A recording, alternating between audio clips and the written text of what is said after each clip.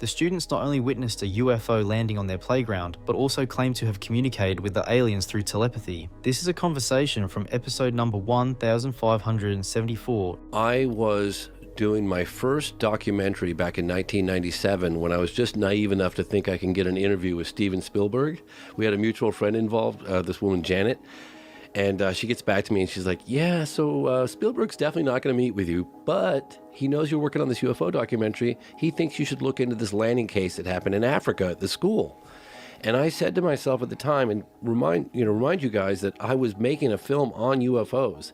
And I dismissed it so quickly because I thought, there's no way that a mass landing with the sheer volume of eyewitness testimony at a school in broad daylight could happen and the whole world not know about it. So I just walked away from that story for about 10 years. James later found his way back to the story a decade later when he met a man named Randall Nicholson. At the time, Randall was investigating the UFO landing case at the school in Africa. Intrigued, Randall invited James to collaborate on a small piece of the story. So I got back into it. I licensed some of the footage that Dr. John Mack, the Harvard psychiatrist that came and interviewed the school children on camera within a week of it happening.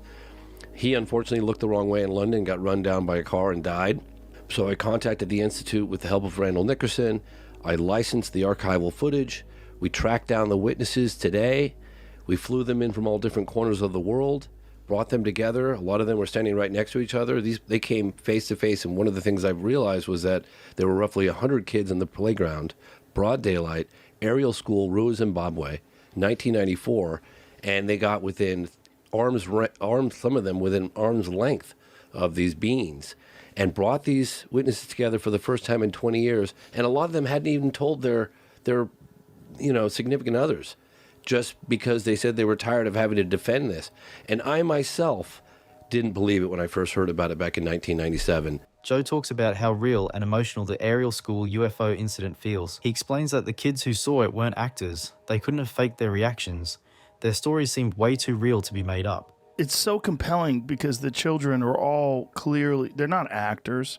So as they're adults later, they're all talking about this moment, and it's like they had a religious experience together. Like they're all sharing it and talking about it, and you could tell it's like it's a deeply moving experience.